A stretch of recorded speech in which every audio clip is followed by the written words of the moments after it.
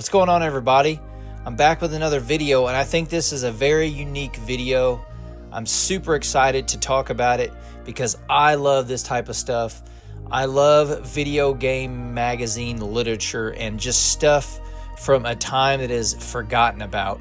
Magazines are just a media that just isn't around anymore, and it's so cool to capture these glimpses in time in these magazines when I collect for them. It's just something I hold near and dear to my heart because I always read magazines about video games. So when I came across something I had never seen before, and from what research I've done about it, it's incredibly rare. So today I'm talking about something really cool, and it's the official SNES game guide published by Nintendo Power. Now, this was available for a very short time if you re-upped your subscription to Nintendo Power in 1994. They sent you this Super NES game guide. Now, man, this thing is so freaking cool. I'll get into it, but just think, like, at the time, this covered all 300 and something games that was out for the Super Nintendo. And it's basically a book that shows you the scores that Nintendo Power gave these games so you could see anything you wanted to know about the game before you bought it. And right here it has the contents, and it shows every single section: action, adventure, and then you got the third one here and it says edutainment. Like, what the hell is that? Like, is that just an error, or like a misprint? Is it supposed to say entertainment? I don't know, weird. But it's got family games, fighting, puzzle, RPG, simulation, sports, super scope games, and then the index, which is really cool. But if you take a look down here, it has basically the power meter ratings, and this was the ratings that Nintendo gave when they reviewed the game inside Nintendo Power. And it just says, the memory size, the number of players, the type of game it is, if it has a battery or a password, and the release date. And then down here you got graphics, challenge, play control, theme, and fun. So just a really cool magazine, but I wanted to highlight a couple things I saw in here that were wild. So let's get into it. So as you flip to the first page here, you got 4 absolute classics.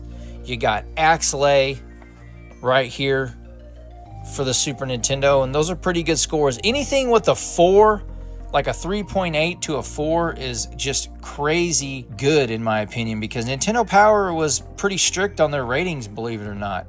Then you got Batman Returns down here that has a 4.3, 3.9, 3.8, and 3.6. Then you got these brutally hard fucking Battletoads games, like 3.5s, and then you got 1.4 here and some more 3.5s. Which one do you guys like better, Battletoads and Battlemaniacs or Battletoads and Double Dragon? One game that I'd like to highlight is Daffy Duck and the Marvin Missions. I rented this game a shit ton when I was a kid. This game's pretty good. It's got like a 4 and then some 3s, but this game is solid. I really do enjoy this game. And it's made by Sunsoft, which isn't surprising, right? You knew it was going to be pretty decent because they were just hitting on all cylinders back then. But I just kind of wanted to give a shout out to that one. And then obviously Disney's Aladdin, like, has 3 different scores in the 4s, which is insane. And somebody gave it a 4.5 for graphics. Man, really good graphics. You got to admit that. But in my opinion, I think the Genesis version is better. Which one do you guys like better? So we're just kind of going through here and just looking at some of the action games like Family Dog. Like, no way that game got a 3. That game's terrible. Some of these ratings don't make any sense, right? Like Gradius. That's a great game. I can see some high 3s. And then you got games like Harry's Humongous Adventure, which is pretty cool.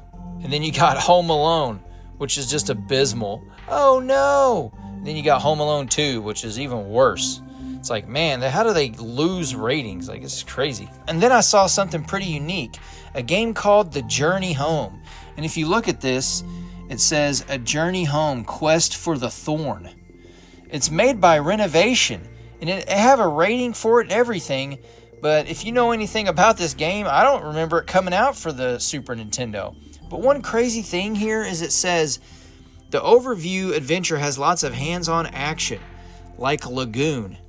or The Legend of Zelda: A Link to the Past, but it has less true role-playing than Lagoon and less puzzle-solving than A Link to the Past. I mean, just look at these screenshots, though. Pretty wild, right? Like, it looks kind of interesting. I thought it was kind of cool. And here they talk about Pocky and Rocky, and you got a pretty good rating for it. But people, like, talk about this game like it's world-renowned beloved. But back then, it was pretty solid ratings, but it was no 4s. I just thought that was weird because everybody loves this co-op game now. Another game that was incredibly highly regarded now is Space Megaforce. And if you look at those ratings, they weren't perfect. There was no 4s. I just thought that was odd. Like, people love this game, but Nintendo Power didn't like it a whole lot back in the day. And then you got stuff like Star Fox, right? Like, I mean, you know it's going to get great ratings. All 4s, man. What a solid title. One of the better reviewed games in Nintendo Power. And then you got Super Castlevania 4. 3 scores are in the 4s and then a 3.7. Like, what? This game is easily 4 and above in every single category. Just crazy, right? Such a fantastic game, though. And down here, you got Turtles in Time, 3 4s and a 3. Such a fantastic game. Konami just firing on all cylinders back then, right? They could do no wrong, and this game was just incredible. Then you got Terminator here, and then Terminator 2. Pretty abysmal. And then they talk about Tiny Toons Buster Bust Loose. I'm going to tell you right now, if you've never played this game, go to my buddy Ron Mann's channel and watch his review on it. This game is fantastic. I picked it up CIB because I rented it when I was a kid. Look at these ratings. Super solid. And this game is incredibly fun, so check this one out. And then I saw this rating for ActRaiser, and it blew my mind. Graphics 4.5. Who remembers playing this game when it first came out? I had never played anything like it. It looks so polished on the side scrolling. And even with the Mode 7 stuff, it looked pretty good. But man, this game was great, and it's still great today. Who remembers playing ActRaiser, dude? Such a classic. And then you got Flashback, which I'm a sucker for rotoscope animation games. This game is no different. It's fantastic. I know all the ratings aren't great, but I mean, super solid for the time, right? Such a classic. I love this game. And look at The Legend of Zelda: A Link to the Past, you guys. Oh my god, look at these scores. What a phenomenal and legendary game. I honestly feel like everything should be above 4.5. This game is absolutely phenomenal. It's my favorite Zelda game, but man, if you played this when it came out, you would be just as nostalgic as I am for it. Me and my cousins played this game for weeks and months trying to beat it. Such a great game. And something really quick here, some fool gave this game 4.5 on graphics, which is Jurassic Park, and I'm guessing they're talking about the first person mode, but it's like, it's not even close to A Link to the Past, in my opinion. But yeah, they gave it some high praise, but this game is, to me, it's not near as good as the Genesis version. Which one do you like better? Now we'll take a look at Super Mario World. Look at that, you guys. I think that's the highest so far, that and The Legend of Zelda: A Link to the Past. If you were around at this time and played these games at launch, this game, phenomenal. And A Link to the Past is phenomenal. Just those two games are incredibly iconic.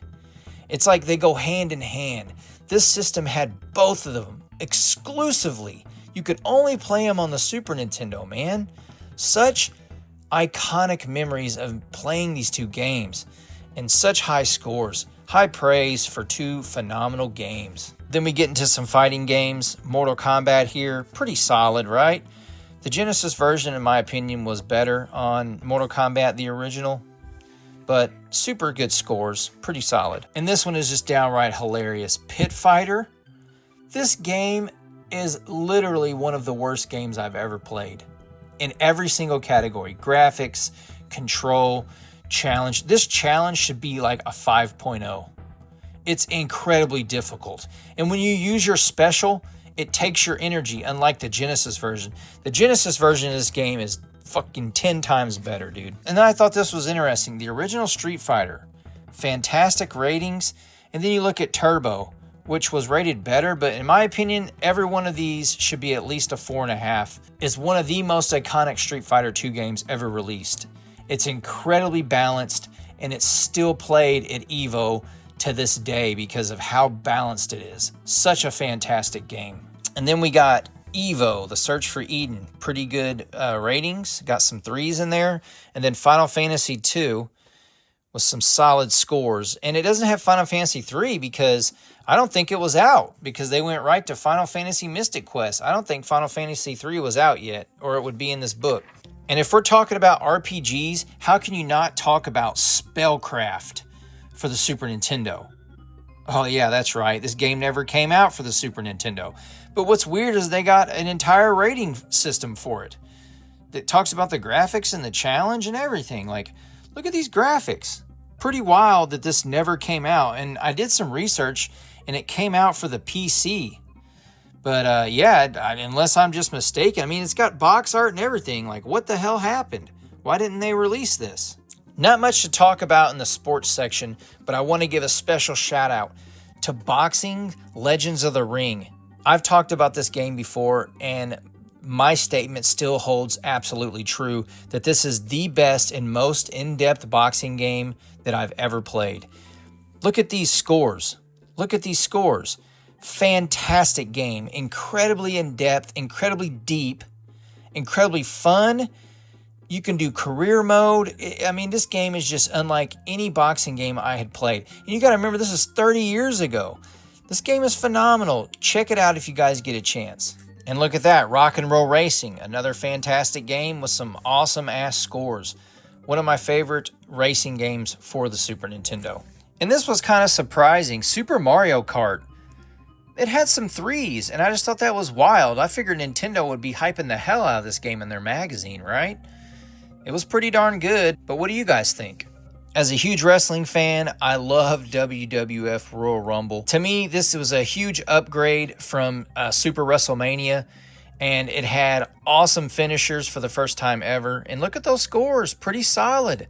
I played the absolute shit out of this game with my uncle.